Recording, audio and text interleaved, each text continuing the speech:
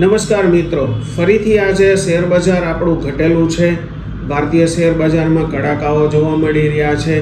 ખાસ કારણોમાં વૈશ્વિક બજારોમાં પણ મંદી હતી. શુક્રવારે ડાવ જોન્સ નાસ્ડેકમાં પણ આપણને ઘટાડો જોવા મળેલો.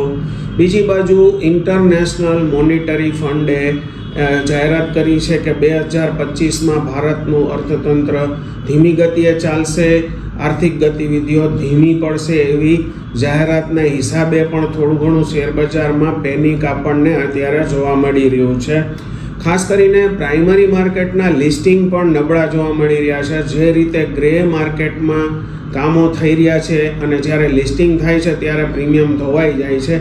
એટલે કે એસએમઈ આઈપીઓ હોય કે મેઇન બોર્ડ આઈપીઓ હોય એના લિસ્ટિંગ પણ અત્યારે નબળા જોવા મળી રહ્યા છે.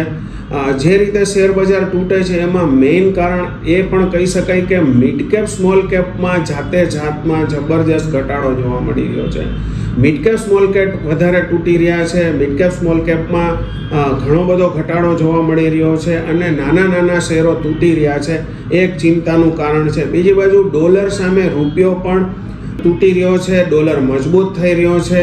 ક્રૂડના ભાવો પણ ચિંતાનું એક કારણ છે એવું કહી શકાય.